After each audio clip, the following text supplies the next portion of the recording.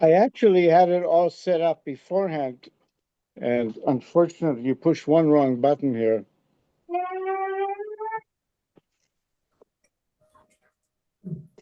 Okay.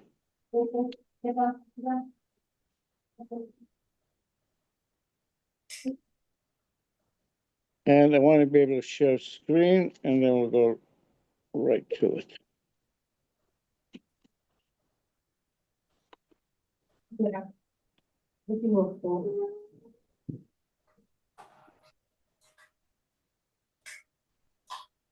Uh,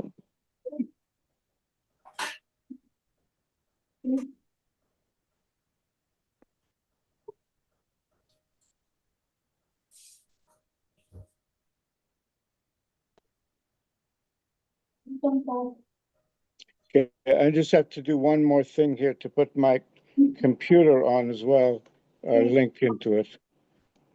And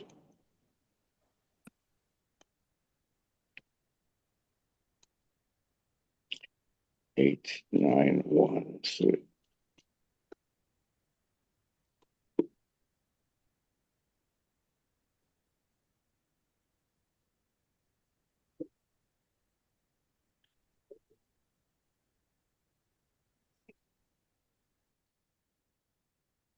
Okay.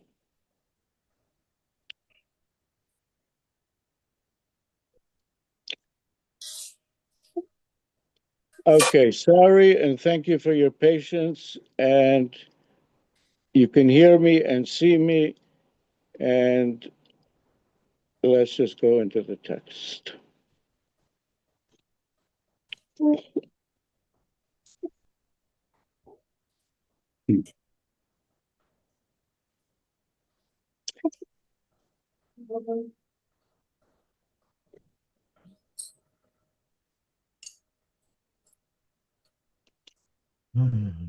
So, Le'imor.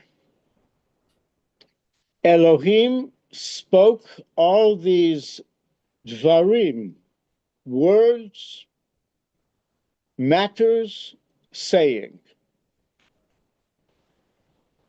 Anochi Hashem Elohecha, asher hotzeticha mi'eretz Mitzrayim mi'beit avadim.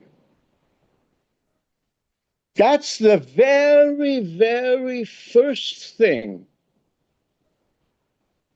that Israel hears from the Creator. This is a defining statement in many ways because it's the Creator introducing himself. This is my name, and this is what I've done. Anochi, which is some sort of royal I. Yud K Vav K, I am the force of existence, of everything that was Haya, Hover, Hiyeh, everything that Yud He Vav He represents, which is sort of the transcendental force that brought in the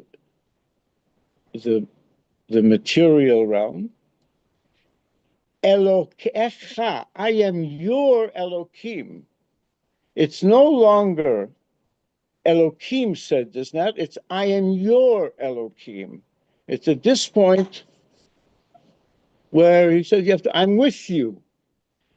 I am the one Asher Hotziticha mi'eretz Mitzrayim mi'beit avadim. I took you out of the land of Egypt from the house of enslavement. And then it goes on. Don't have other gods. Number 2, don't make a thing. Don't bow down to the other gods. And the first 4 are to do with relationship with it. Well, the first one it's not a mitzvah in that sense. It's just a statement of introduction. The other ones are mitzvot, are directives. Not to have another, not to make and not to bow down. And don't take God's name in vain. So all the first 4 are to do with our relation. Well, the 2, 3, and 4 are to do with our relationship to the Creator, who introduced himself at the first one. And then the fifth one is the first thing in our world, Shabbat. That's the primary structure of our lives is Shabbat, which is it's a huge mitzvah, and we see it's we just see it, we live with it, and explains why, because the creation was in that pattern of the seventh day, and it's blessed and sanctified, and in this way you're in harmony with creation.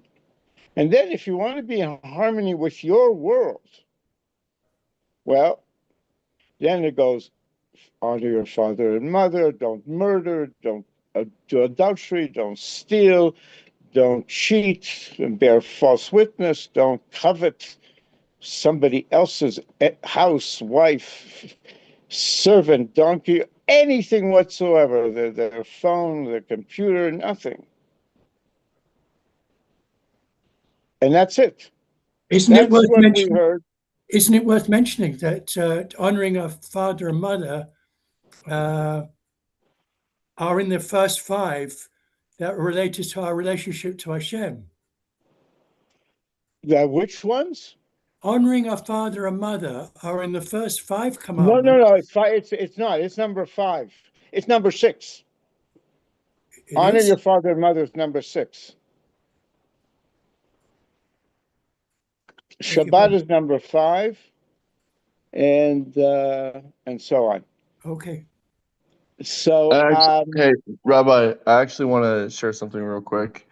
When I was reading this one, I've always thought about, don't take Hashem's name in vain, as basically just not making like false vows, like not not saying that you're going to do something in the name of Hashem and not doing it. But it's actually a lot more than that. It's if you think about the word vain, right? Like it's don't use Hashem for your own personal vanity, right? Like don't try to be a big rabbi to make yourself great in your own eyes, or or just that's a good just example. don't, right? Like don't use Sure. Hashem for your own vanity. And I always kind of overlook that one as kind of a simple one, but it's actually pretty profound. Well, all of these are. The fact that these are the 10 statements, they're called the 10 statements. They're not called in the Torah the 10 mitzvot.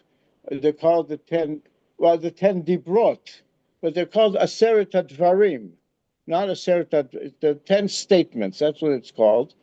And these are the only thing. From this on, we no longer hear God. These are the 10, and so they're the most. And they're the most, each one of them. And then to end it off, lightning and shofar, and and then at that point, they all said, listen, Moshe, we're in. Whatever you tell us, we'll do. And then he adds, God says, in the earlier part of the Pasuk, God says, you saw how I took you out of Egypt. Now he's using the same phrase. You now saw how I spoke to you from the heavens. You have these two experiences.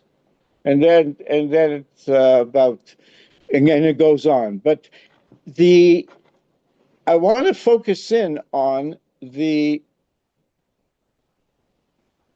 very first one of the statements, because in a certain way it's hugely significant. How does the divine introduce himself? And I use the word himself because I don't have any other choice. And what are we to learn from it? And how is this considered? It is a mitzvah. It's one of the 613 mitzvot. So what is the mitzvah here? And that's a a rabbinic question that the rabbis have discussed. And Rav Kook joins the conversation, and he goes on with it. So I want to go to his text of it, and oops. All right. Sorry. I'll make it bigger in a moment, but I have to get the first line in.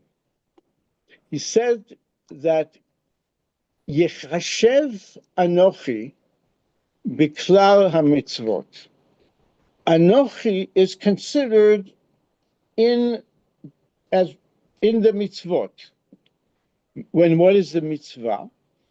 Mitzad shenitztavenu bo, because in that statement we are directed, commanded ala emunah v'ayedi'ah, on a matter of belief and knowing. That here in this statement, ha-Elohah, the divinity, the divine, she'elav meyuchasim advarim ha'ru'uyim ve'meyuchasim, this divinity that to whom these words, these 10 statements are related to, the divinity that spoke these 10 statements, who shehotzianu mimitzrayim, that is the same divinity that took us out of Egypt. That's what God here at the moment of Har Sinai wants the people to be very clear. That's the first thing he says. I am the one. I am who I am. But what I've done, I am the one who took you out of Egypt. And so, Hu shehotzianu mimitzrayim, he's the one who took us out of Egypt. V'hu hanigle lanu latem lanu et Torah, and he's the one who is revealing himself to give us the Torah. That's what we're experiencing right now. He is revealing himself, starting to give us the Torah. So therefore, he skir az bechlal advarot. So it's considered one of the mitzvot. And then I'm going to skip that line. And here he said that in the Smag, Sefer Mitzvot HaGadol, I'm forgetting who the author, but one of the authoritative halachic books that goes through what the mitzvot are. And I think I can make it a little bigger now. And soon I can maybe go to the other text, which might be easier to read, but not necessarily. Okay. No. Okay.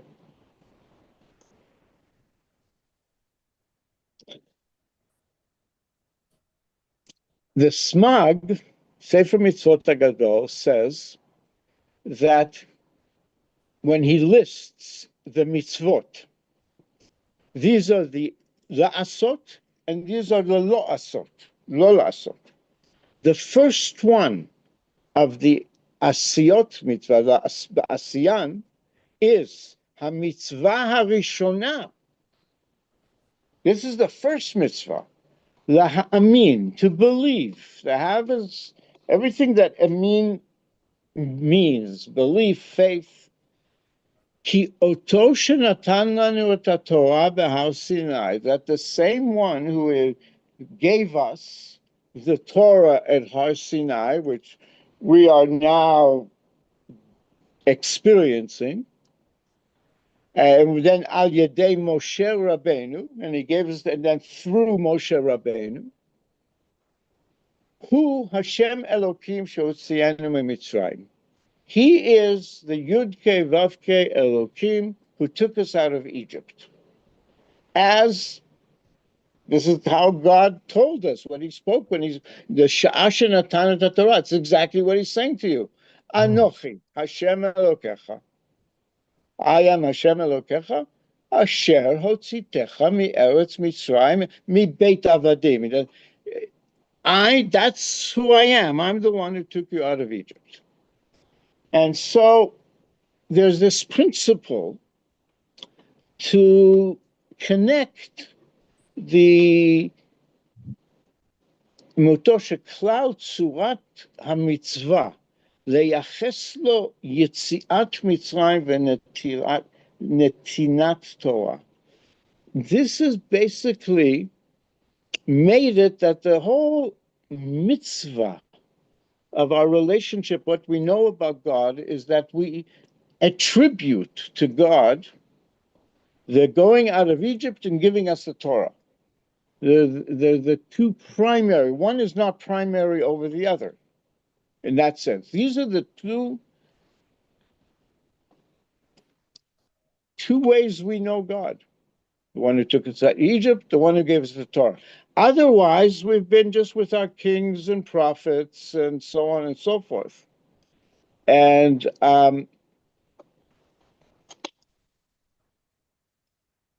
but that's sort of embedded into our very being at this moment. The one who's giving us the Torah is the one who took us out of Egypt. Now, why is that so significant? Why does he want us to know that? So, Rav Kook, let's see what he learns out of that. All right. So he says like this: Yidi atenu.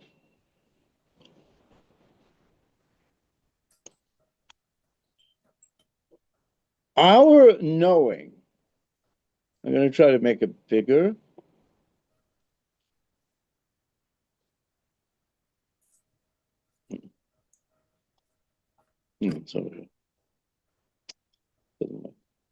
Our knowing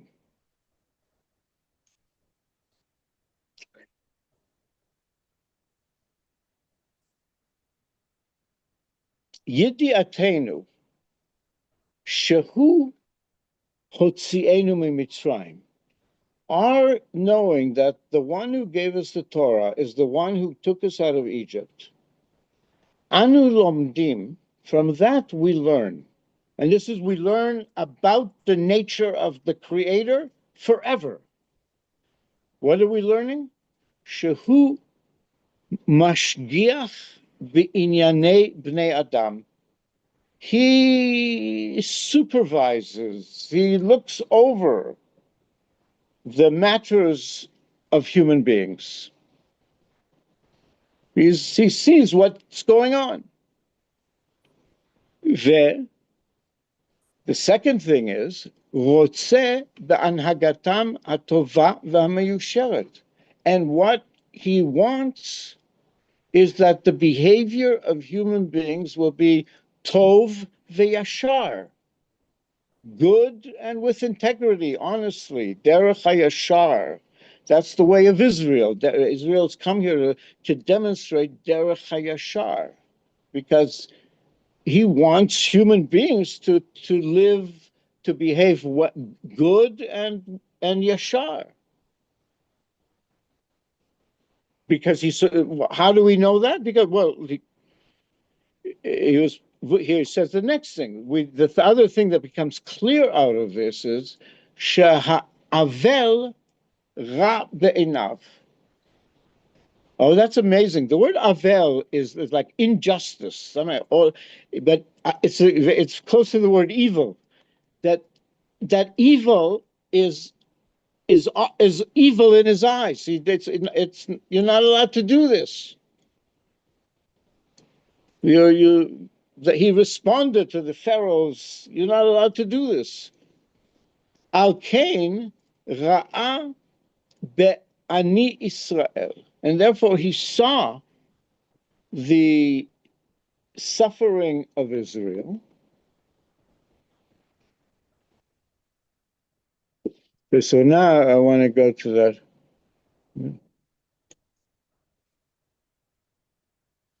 Well, what we see is the first thing here is the new Pharaoh came, and the Israelites were ya'anchu, they were groaning from the avodah, vayiz'aku, and they screamed.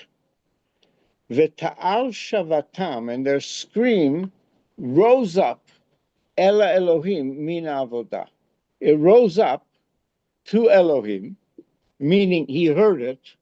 And as the next line, Vayishma Elohim et na'akatam, and he heard their cries and mourning. And that reminded him of the covenant with Abraham, Yitzchak, and Yaakov, that they're going to be released after bondage and come into their great nation. And here he says he saw Vayar Elohim et bnei Israel. Elohim saw what was going on with the children of Israel. Vayeda Elohim, and he knew of them, with everything that implies. So God sees, hears, and knows about what's going on. And if we call out, we're heard. It's not necessarily that he'll step in unless we call out. There seems to be that implication as well. Though I guess after 400 years it would have happened, but this took place earlier because we cried out. But this is what he's saying. This is what we learn about the Creator. The Creator sees, hears, and knows what's going on. זוכר, שומע, זוכר, רואה, יודע. He hears, he remembers the promise, and sees and knows. Let's go back to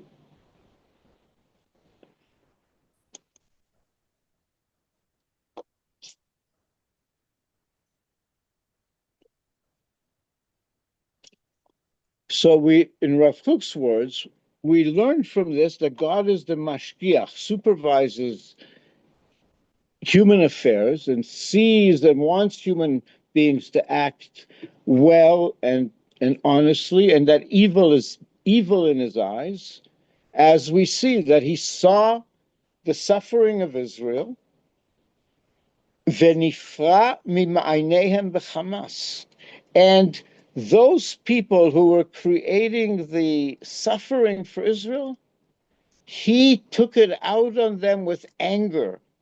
Nifra is like they paid for it.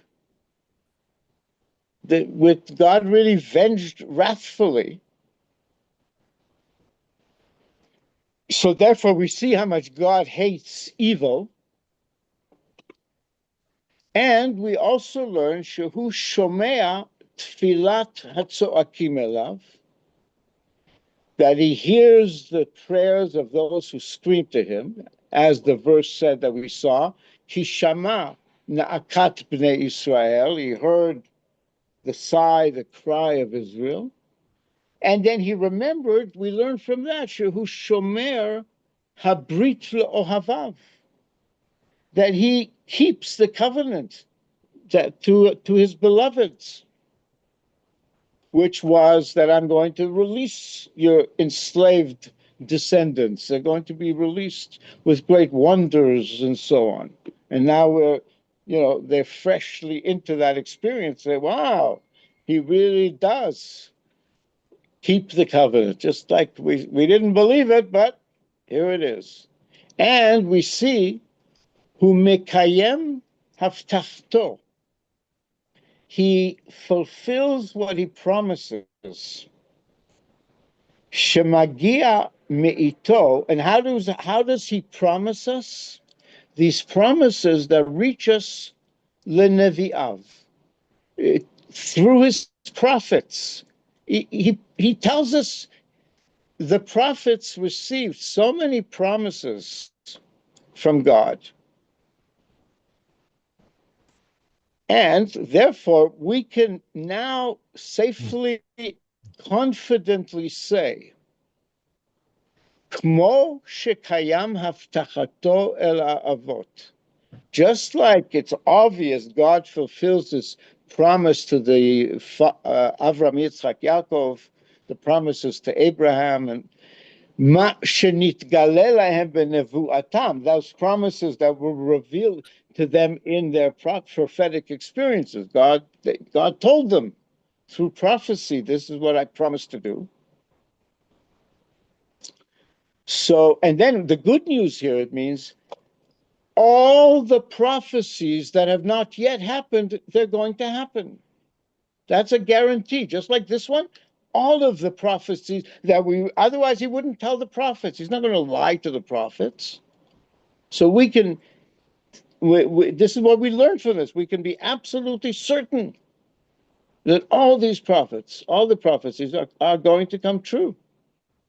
And again, Rav Kook was saying, and now is the time it's happening. And then he says, takes it one step further. Umenintinat Torah, and from the fact that God gave us the Torah, what do we learn from that? Menitinat Torah, sheba chukim umishpatim tzadikim, that contains statutes and laws, righteous statutes and laws, bein bepu'ulot ha'adam, to do with human activity, human behavior, the anhagato, and how people conduct themselves, bein re'av, between each other, between their friends and neighbors, ve'amo, and their nation, umishpachto, and their family, ubein ba'anhagat atzmo, ve'sidrei machshavot levavo, and those laws that the Torah has laws that deal with how we behave with each other and interrelate to each other, and how we behave personally and how we think and feel about things. But the things to do with anhagat atzmeinu, our own self-conduct, v'sidrei machshavot livavo, and how we organized our feelings and thoughts. שיהיה הכל על צד המעלה והשלמות, that all, both our activities and our internal beings will all be on an elevated level and working towards shlemut, on the side of bringing wholeness and peace to do that. From that, the fact that he gave us a Torah that said, if you do this, well, then you'll be living elevated and in shlemut. Anu ro'im, from that we see, sheretzono, that it is the divine will, v'shlemut briuto betachlit. It's the divine will that ultimately all his creation will be beshalom, will be shalem. It will be living in a state of peace without murder, theft, cheating, and all those other things. That's the fact that he created a system that directs us to that and gave it to Israel to live by and bring tzedakah umishpat to the world. Then we see that God really wants people to experience shlemut. He doesn't want them to keep on suffering. And then we know from that, v'kol hamosif lalechet be'orach yishara, and all who continues to go in the path of Yashar, everyone who makes an effort. And of course, Israel is is ללכת באורח ישרה. That's what we're all about, is figuring out what is the derech of Israel, derech hayashar.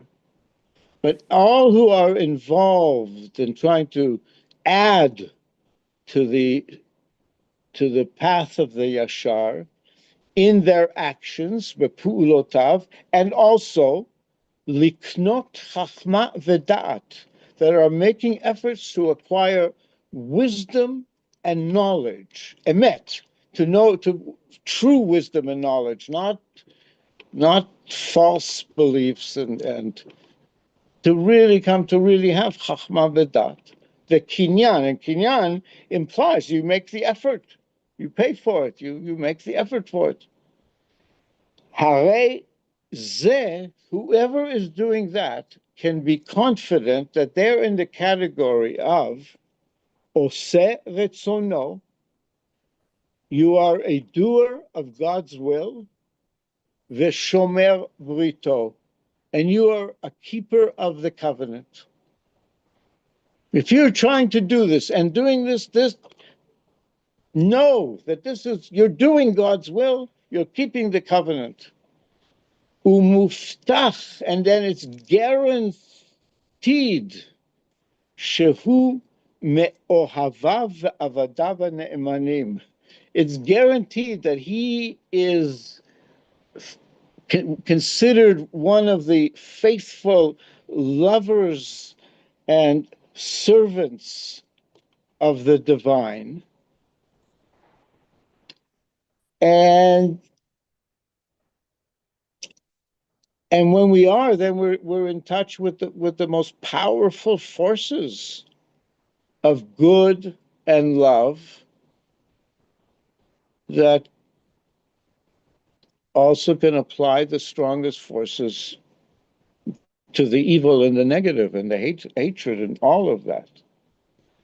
So, with your permission, I'll just read through it once in English. And I don't think this, I don't know how well this piece is known or not known, but I think it's quite profound, because what Kook is saying, it seems, this is what we need to know about the Creator. Not just that he was like this at that time, but this is the nature of the Creator now, the Creator that we're in interaction with. And it's been throughout our history, but we're at a particular time now where the return to Israel also means the conversation. It's a return to prophecy. It's a return to communication with the Creator. And we have to make sure we're living in the proper way to enable that. So the first thing that God told the children of Israel, and therefore it's considered a mitzvah, is that we were directed, commanded to have the knowledge and to have the emunah, the belief and the knowledge, to know this, that the divinity that is now speaking all these truth things, that is the one who took us out of Egypt and now is revealing to us what is being revealed. He's speaking to us in order to give us the Torah. And as the Sefer Mitzvot Agadol says, the first positive mitzvah is laha'amin, to believe, to have emunah, that the same one who gave us the Torah at Har Sinai through Moshe Rabbeinu is Yud Kei Vav Kei Elokim, who took us out of Egypt. And the fact that he told us this at the time that he gave us Torah, Anochi Hashem Elokecha Asher Hotzitecha Mi'eretz Mitzrayim, at that moment, God wanted to tell us this, then it's basically that the mitzvah here is to know these two realities of Yetziat Mitzrayim v'netinat Torah, that's the Creator's introduction to himself to us, or the beginning of our relationship, and it very much was. It's that those two things are really connected, and then Rav Kook says, so why was it so important for God to make that the defining statement about himself? Because he wanted us to learn a few things, not just the people came out of Egypt, but he wanted us for all time to learn certain things, and that is that he is mashgiach b'inyanei bnei adam. He's looking over, supervising everything that hashgacha implies, and as he's looking over, he's seeing, he wants to see good, honest behavior, and when the evil that he sees is evil in his eyes. He doesn't like it. And therefore he saw the suffering of Israel, and he rebuked, punished the ones who caused the suffering with great anger. Hamas. This was the Israeli Hamas. It's so ironic given today. And also we know that from this experience that God shomea tfilat hatzoakim alav. He hears the prayer of those who scream to him. And I really want everyone to take advantage of this and find time to scream to God. And it's really, Rav Kook and the Nazir, I think, did that here. So that's why, and then, Reb Zalman and others, because the Torah tells us he heard the cries of the children of Israel, and that he keeps the covenant with his beloveds, and he fulfills the promises that he tells his prophets, just like he fulfilled the promises that he prophetically told Abraham, Isaac, and Yaakov. And he fulfilled it. We're now seeing it as we're leaving Egypt. And then the other thing is, from the fact, not only that he took us out of Egypt, but he gave us the Torah, which contains within it a whole system of righteous laws and statutes to do with human behavior and human actions between each other, between in our nation, with our family, and also to do with the outside world, and also in how we behave personally and how we think and feel. Do we have real love for everyone, or are we just resentful and just pretend? It's like how we are inside. That we want everything to be elevated and leading to shlemut, to shalom, not to be destructive, but to be healing and positive. Well, we see from that's the law system that he set into the world, that's what he wants for all his creatures, shlemut briotav betachlit. And so therefore, we have to understand that as we participate in going the derech hayashar and acquiring chachma v'dat, so our machshavot and our thinking and our consciousness are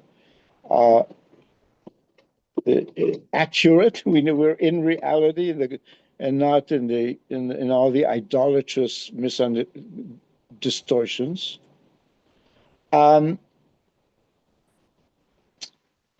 If we're doing that, then we're really doing God's will, and we're keeping the covenant. That's what the covenant is asking of us.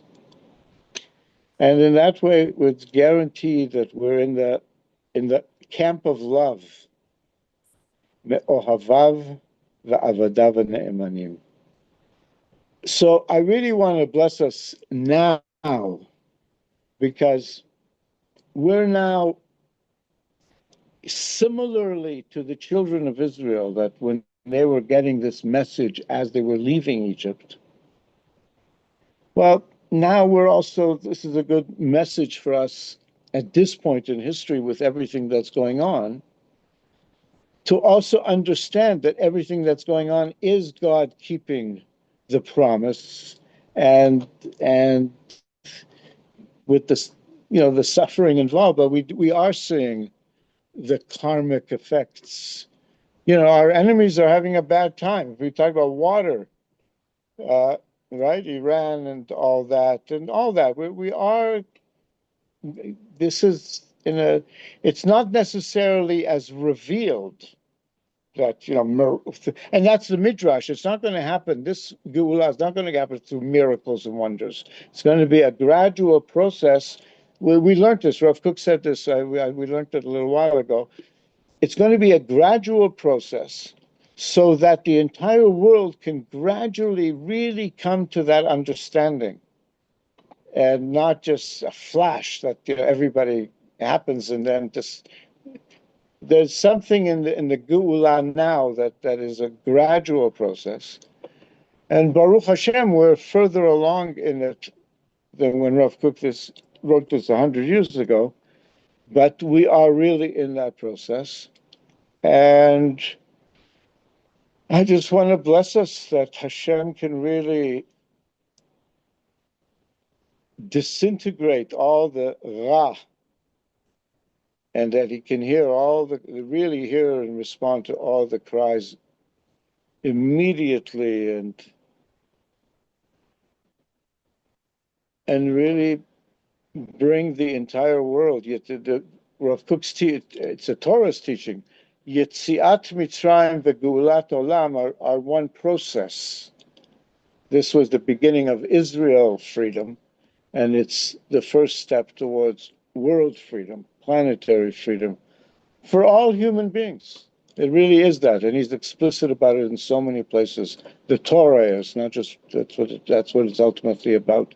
So I bless us that we can fulfill this fully, as fast as possible, and then we can really lehit aneg, delight in Ziv Shrinato, and have the planetary Shabbat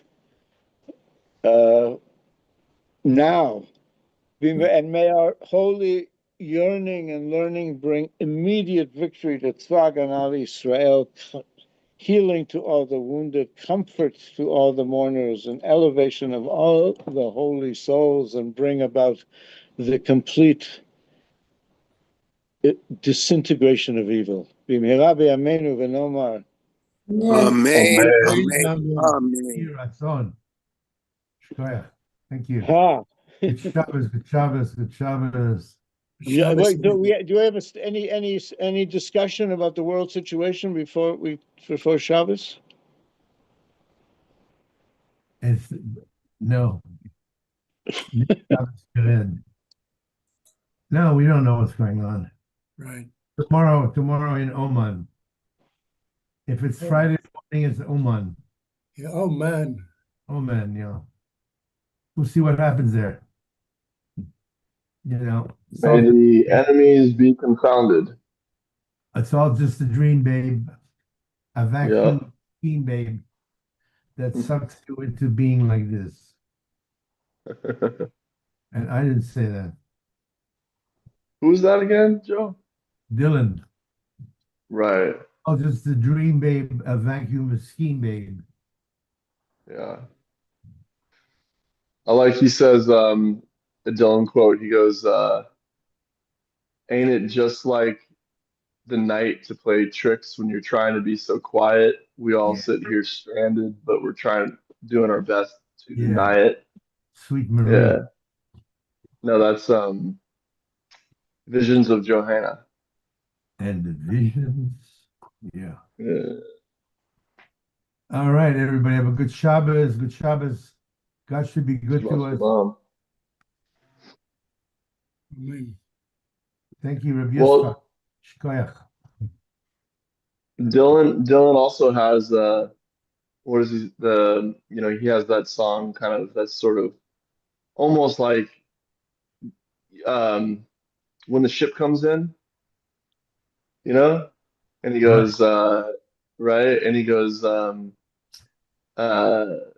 the wise men will remind you once again that the whole wide world is watching, and Pharaoh's tribe was drowned in the tide, and like Goliath, they'll be conquered.